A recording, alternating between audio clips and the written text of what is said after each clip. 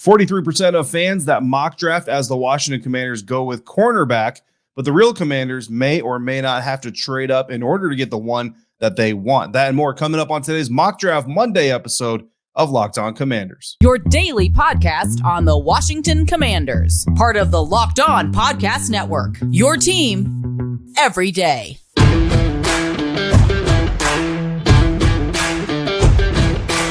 Welcome to Commanders fans of the Locked On Commanders podcast, part of the Locked On Podcast Network, your team every day. This is your daily podcast covering the Washington Commanders, so please subscribe or follow for free on YouTube or wherever you listen to podcasts so you always get the latest episodes when they drop. I'm David Harrison, credentialed member of the media covering the Commanders for Commander Country, a part of Sports Illustrated's Fan Nation. You can find me here, there, or on Twitter at dharrison82 or text me anytime at 202-760-2644. Thanks again for making Locked On Commanders your first listen or view today and every day. This episode is sponsored by BetterHelp.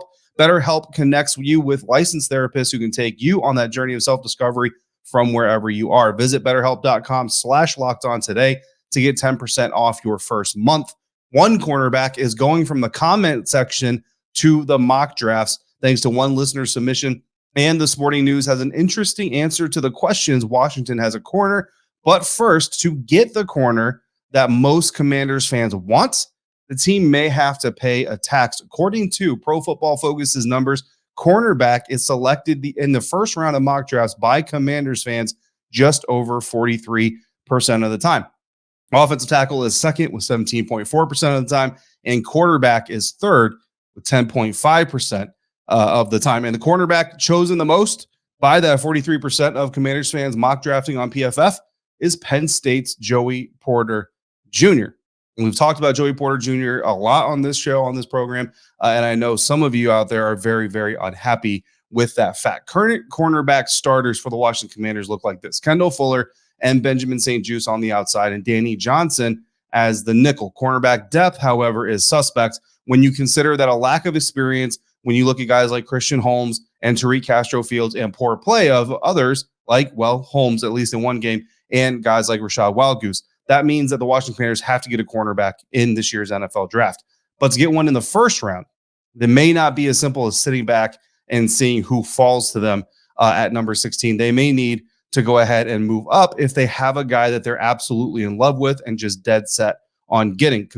And the reason is because there's about a dozen teams other than Washington, so it's 13 or so if you include Washington, who have cornerback listed as their top three needs, according to our network of hosts at the Locked On NFL, Locked On Podcast Network. Only two or three of those teams, however, project to seriously consider taking a cornerback before the Commanders get on the clock at number 16, which initially sounds like a good thing, right? If only two or three teams might take a cornerback, that means a good cornerback-ish should be available at number 16. But here's the problem. It's really only good news if you're the Green Bay Packers, who pick at number 15, because Oregon Ducks cornerback Christian Gonzalez probably going to be gone before we even get to pick number 15.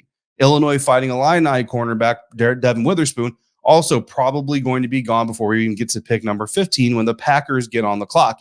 But when the Packers get on the clock, whatever cornerbacks are left, and we're including safeties that are really just nickelbacks in disguise, those teams that want a cornerback are going to be more open and more apt to dealing to move up to try to get that cornerback ahead of the Washington Commanders, because they know the Washington Commanders could take their guy.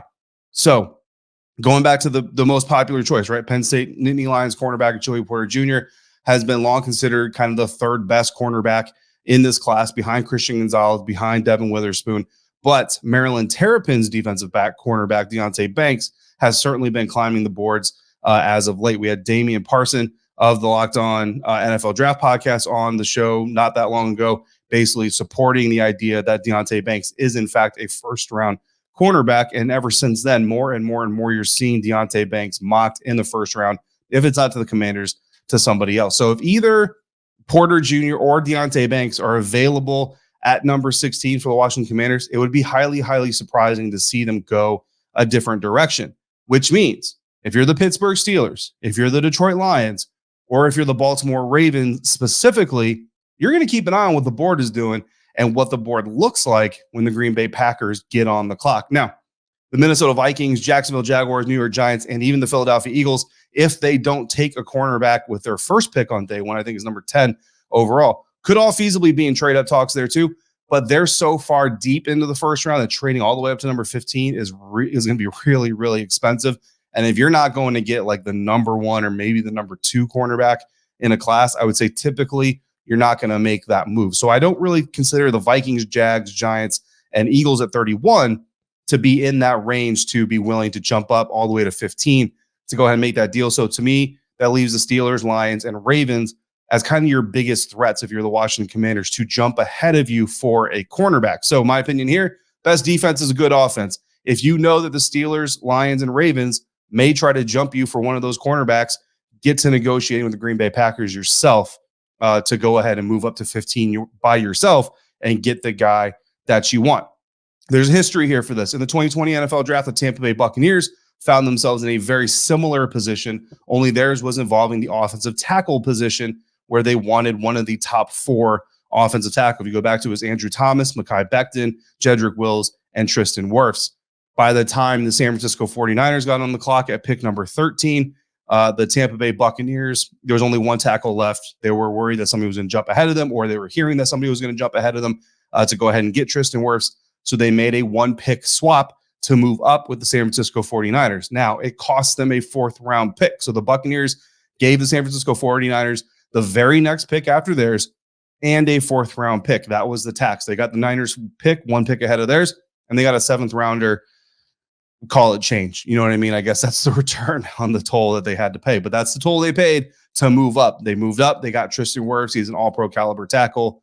They won a Super Bowl, not just because of him, but obviously it worked out. Now, for the Commanders to do the same, if they want to do the same type of trade, they would likely have to give up pick number 118 to get the swap, and then they would get back 232 or 235 from Green Bay. So basically, you're going to give up 16 and 118. You're going to get 15, and you're going to get 232 overall at best. So that second pick, you're going to fall back over 100 spots just to make this move. But if you love one of these guys that's available that much, you make that deal. What if you sit, though, at 16 and you let one of those other teams trade ahead of you? How risky is that really? Because it's all about risk mitigation, right? The Steelers, they like to run more zone than they like to run man. Joey Porter Jr. is considered to be a very, very solid press man cover corner, has a little bit of struggle on tape in zone coverage, has been beaten by some misreads, some miscues. We've seen that kind of thing in Washington with the Pittsburgh Steelers, which is why, in my opinion, Joey Porter Jr. may actually not be the best fit, even though he's the most popular name, according to Commanders fans who are mock drafting over at PFF.com.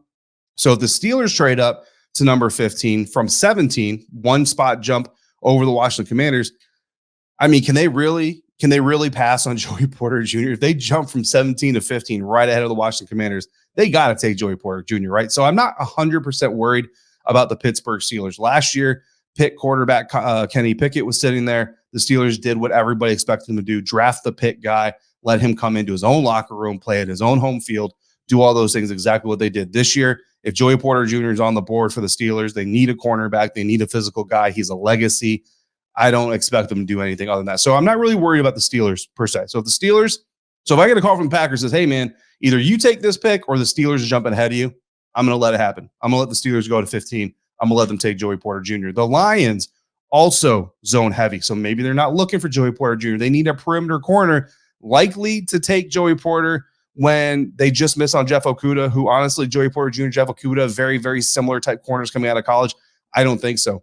But the Detroit Lions really do like longer corners. So I think they're looking for a primary target that can play better in zone, but also has some length. That's Emmanuel Forbes, not Joey Porter Jr., not Deonte Banks. So the Lions, honestly, I feel like they're probably looking at Emmanuel Forbes, not as worried about them either. If I got Emmanuel Forbes as the Commanders, I would not be sad about that at all, but that's not my main target. My main target is Deonte Banks. The Baltimore Ravens are all zone all the time. They rarely run man coverage in their secondary. Primary target has to be Deonte Banks because they've got 2 kind of similar type cornerbacks like that already. They basically bring him in the fold, use him immediately, but also develop him to become a full-time starter. Now, they're the most unlikely to trade up out of these 3 options because they've only got 5 draft picks in this class altogether and only 2 of them in the top 100. So if they had to give up 2 of their only 2 top 100 picks, just to move up to number 15. That is a pretty steep price to pay. So looking at the lay of the land, to me, the best bet for Washington after we examine all these ifs and what ifs and factors, can't predict everything, right? But the best thing for the Commanders to do, honestly, stand pat, hope the Steelers move up, they take Porter, and then you get Banks or you get Forbes, or you trade back yourself and you get plenty of needs that you could possibly follow or fill on day 2. There's some solid cornerbacks in day 2 as well that we've talked about some already. We'll talk about more as we continue. Now, what if one of the top 2 cornerbacks dropped to number 16 in the first place? That would be amazing. How would that draft class look? That's what we're going to look at next here on today's episode of Locked On Commanders, part of the Locked On Podcast Network, your team every day. And we're going to do that today thanks to our friends over at BetterHelp, because this episode is brought to you by BetterHelp. Give online therapy a try at betterhelp.com/lockedon and get on your way to being your best self. Being in the Army was hard at times, but also simplistic in the way that your identity is kind of set for you. This made retiring for me a culture shock all of its own, because for the first time, who I was meant more than the uniform that I was wearing. And the year that followed my retirement was a nonstop learning experience. And the learning honestly hasn't stopped yet. I've only gotten a little more comfortable riding the waves that come along with it. Therapy is all about deepening your self-awareness and understanding, because sometimes we don't know what we want or why we react the way we do until we talk through things with someone on the outside who can bring some perspective. And BetterHelp connects you with a licensed therapist who can take you on that journey of self-discovery from wherever you happen to be. If you're thinking of starting therapy, give BetterHelp a try. It's entirely online and it's completely designed to be convenient, flexible, and suited to your schedule. Just fill out a brief questionnaire to get matched with a licensed therapist and switch therapists anytime you need to for no additional charge, no reason necessary to be given. Simply want to change, you can change. Discover your potential with BetterHelp. Visit betterhelp.com/lockedon to get 10% off your first month. That's BetterHelp, HELP.com/lockedon.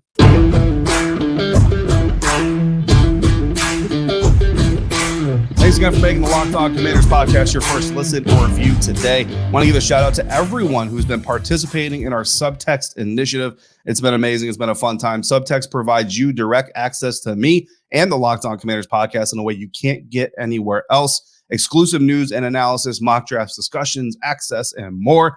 And you get priority on our mailbag episodes. Check it out by texting HTTC to 202-760-2644 to sign up and get your first 2 weeks free while you help me figure out how we're going to build this next layer of the Locked On Commanders podcast. Incredibly excited and looking forward to hearing from even more of you. So again, text HTTC to 202-760-2644 to get started today.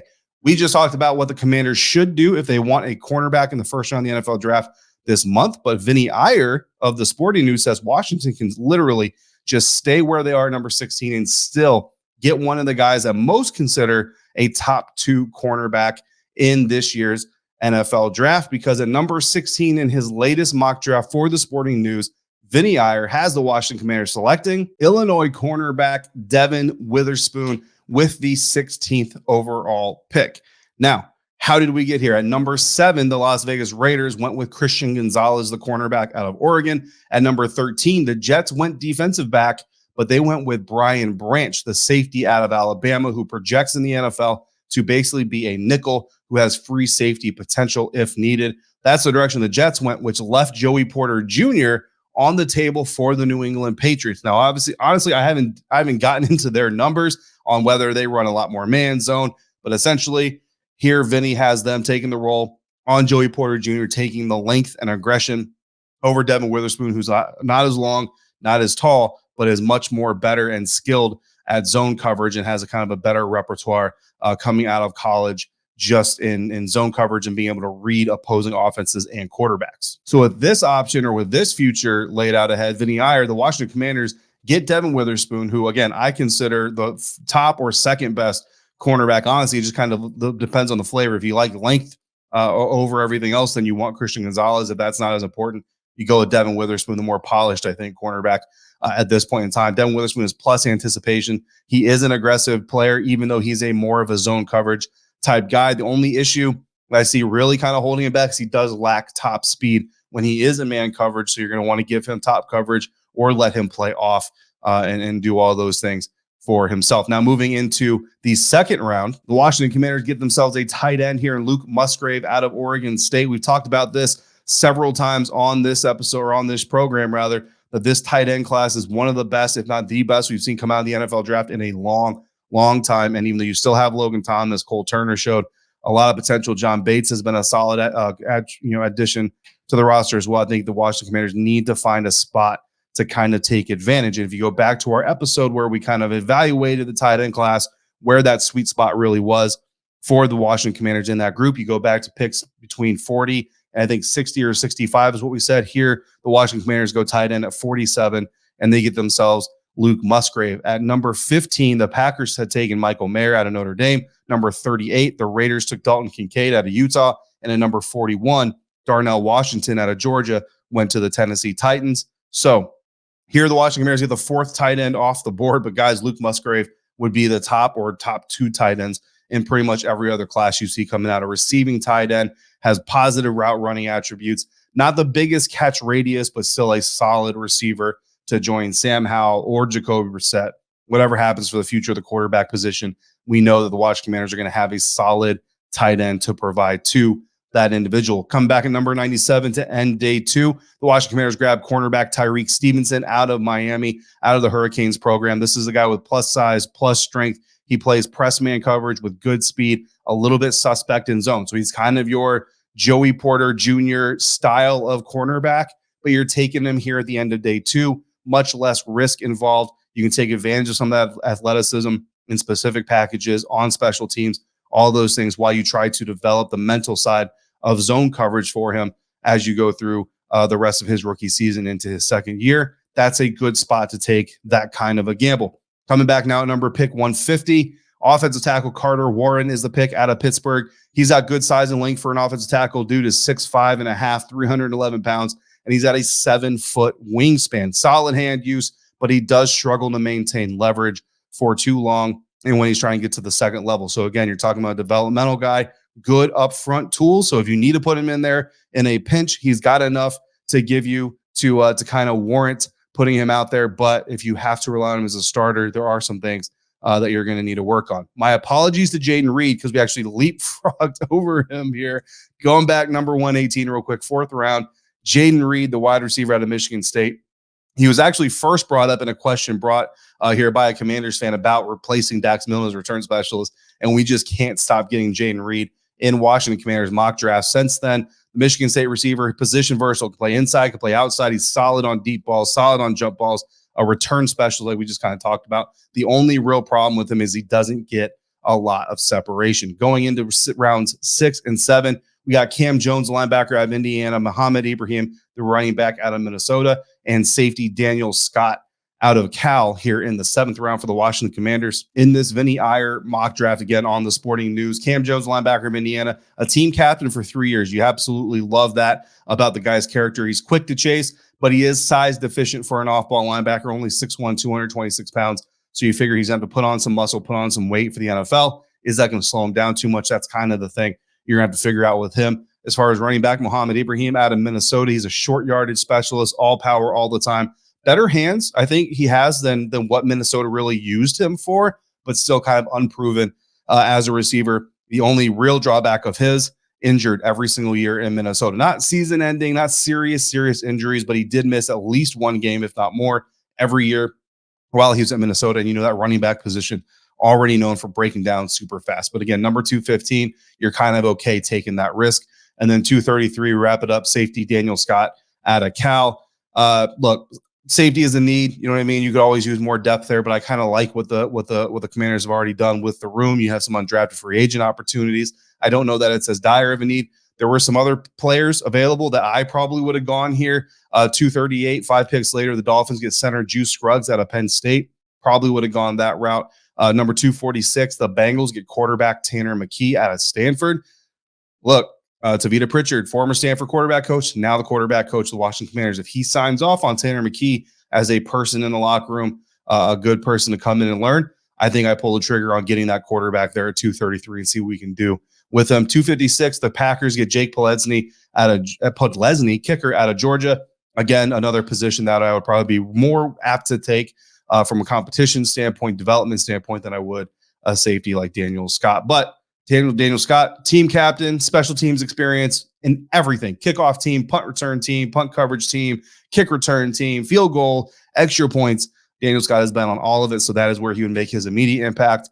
As a defensive player, I don't know how much burn he's really going to get. Does not shed blocks well. But hey, maybe Washington not only bypasses a corner on day one, but they go to the other side of the ball completely. We've got another mock draft, a listener mock draft that does exactly that, and we're going to look at that next here on today's episode of Locked On Commanders. And we'll do that thanks to our friends over at FanDuel. Grand slams, no-hitters, and double plays are back. I just got done on Sunday watching the Washington Nationals fall to the Colorado Rockies. It's very conflicting because the Nationals are now my local team. The Rockies are the team I grew up cheering for. So I'm kind of happy, kind of sad on different levels. Either way, there's no better place to get in on the Major League Baseball action than FanDuel, America's #1 sportsbook. Because right now, new customers, you can get a no-sweat first bet up to $1,000 when you step up to the plate. If you swing and miss, you get whatever you bet on your first bet back in bonus bets. Just go to FanDuel.com/lockedon to sign up, place your first bet, and get up to $1,000 back in bonus bets if you don't win. Right now, if you put $100 on the Washington Nationals to win the World Series, you would get $50,000 if it happened. Or you can play it safe, go with the Houston Astros or the Los Angeles Dodgers, who have matching odds as the favorites right now to win the next World Series. $100 bet still gets you $650 if and when that happens. Of course, if you want to get really bold, go out and put $500 on the Oakland Athletics, who have the worst odds to win the World Series in all of Major League Baseball. And if they do, you will get paid a cool $500,000. Whatever you choose to do, don't miss your chance to get a no-sweat first bet up to $1,000 when you join FanDuel today. Just go to FanDuel.com /lockedon to sign up. FanDuel, official partner of the Major League Baseball.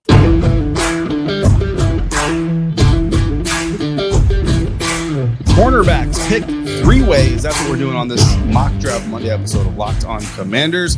The solution to the position of need this time comes from Commanders fan Kells. And Kells on his mock draft has the Washington Commanders going offensive tackle with the 16th overall pick instead of cornerback. And this time it's Anton Harrison, the tackle out of Oklahoma. Harrison is a DC native, collegiate left tackle, patient blocker that would certainly help improve the Washington Commanders offensive line situation. In the second round, pick number 47, Kells grabs cornerback Julius Brents out of Kansas State. And Julius Brents is someone that I have seen his name dropped several times in our comment sections on YouTube. So I know there are Commanders fans who are very happy to finally see Julius Brents drafted by the Washington Commanders. And again, it kind of reinforces the point that I made in segment 1, which is if you want a guy, you may have to trade up to get him. But there are some solid cornerbacks in this class. So the Washington Commanders don't have to panic. They don't have to feel like they have to pay a tax or a toll to go get that cornerback. If you miss the guy that you really want in round 1, you can come back in round 2. Julius Brents, DJ Turner. There are a handful. I mean, Emmanuel Forbes, his range is kind of back end of first round, mid part of second round.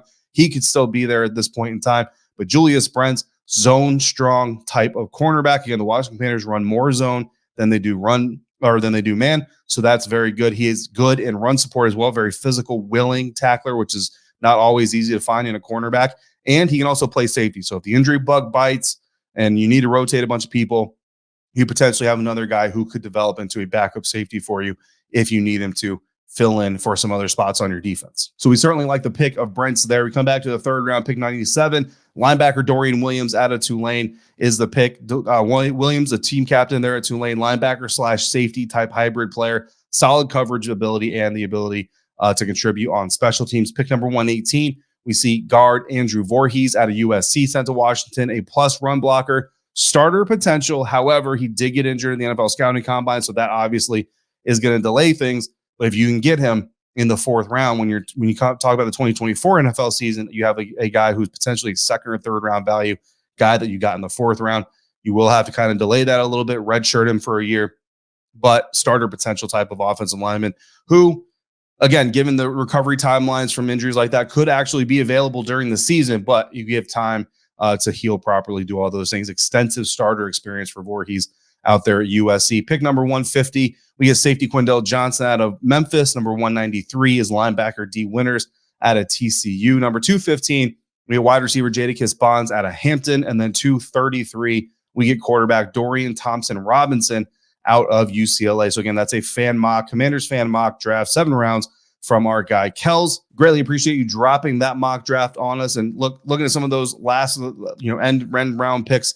Jadakiss Bonds, wide receiver at Hampton. He's incredibly interesting. Solid speed for as tall as he is. Lacks a little bit of physicality. You want to see him be a little bit more physical at the point of attack, at the jump point of the ball, and all those things. Fluid athlete, but again, how is he going to stand up to the physicality in the National Football League? That is the question. Good news is, if he ends up with the Commanders, he's got a lot of physical corners that are going to give him a nice test during training camp and practice. So we'll have plenty of opportunity to work on it. I think the most polarizing pick here would be the final pick, number 233, quarterback Dorian Thompson-Robinson out of UCLA. Didn't, leave the greatest mark, for his kind of public persona coming out of UCLA. He's got a lot of mobility as a player. He can layer throws, certainly as a quarterback, but he does struggle to read zone coverage, which in the NFL, we just kind of covered it, right? A lot of defenses run more zone coverage than they do man coverage nowadays. So he's going to have to get a lot better at reading those coverages. Now, the good news, pick number 233, 7th round. Brock Purdy situations don't happen every year, so you're not really looking for him to be a year one impact player, starter type guy. Really, you're just looking to see if he can come in, develop enough, become a smart enough player, and maybe, who knows, you work in certain sub packages where you use that mobility to your advantage. Either way, solid class out of here from Kells. And you addressed a lot of needs, a lot of issues. And I know that the Julius Brents crowd of Commanders fans certainly going to appreciate that pick as well. And just as much as I appreciate you and all Commanders fans, really, for making Locked On Commanders your first listen or view of the day. Now make your second listener view Locked On NFL Scouting with the Draft Dudes podcast. Join NFL experts Kyle Krabs and Joe Marino as they take you through what it's like to build a successful NFL franchise every Monday through Friday. Find Locked On NFL Scouting with the Draft Dudes wherever you get your podcasts and on YouTube. Speaking of finding podcasts on YouTube and on audio, had a meeting with the network last week, went over some data, went over some numbers. It's all really kind of boring from your aspect, but here's what you need to know. Starting this week, YouTube episodes will start airing the day of. So, for example, Mock Draft Monday is obviously our Monday episode. It will be live on YouTube at 9 a.m. Monday morning. Audio will be done, as soon as I get done here. As soon as I get done here, I'll polish it all up, I'll upload it, and it'll be available on your audio podcast catcher of choice. So if you absolutely just have to get that Locked On Commanders content right away, make sure you have the subscription, make sure you have the likes, make sure you have the notifications turned on your favorite audio platform. If you want to wait for the video version, absolutely 9 a.m. Daily is what we're targeting here. Hopefully it'll allow me to be more consistent with the video uploading schedule, and that will make your lives easier as well. Appreciate you guys, and we're going to see what the numbers say and what the stats and all the computer stuff comes back with. And it's off season for us too, looking to get better every single year. I will be back with another episode Tuesday afternoon, early morning rather, on YouTube, dropping Monday night on audio. Again, if you prefer that way. Don't forget to answer our question of the week. If you could add another quarterback to the Washington Commanders roster, who would it be and why? Send in your questions, mock drafts, and answers to our question of the week via email at lockedoncommanders@gmail.com, on Twitter at dharrison82, or in the YouTube comments. Of course, you can text me anytime as well, 202-760-2644 via Subtext. Signing off for today, I'm David Harrison, staff writer for Commander Country, Sports Illustrated's Fan Nation, credentialed member of the media covering your Washington Commanders, and more importantly, hanging out with you 5 days a week. Till we speak again, if you're out and about, please be safe, be kind to one another, and I'll see you right back here next time for another episode of Locked On Commanders, part of the Locked On Podcast Network, your team every day.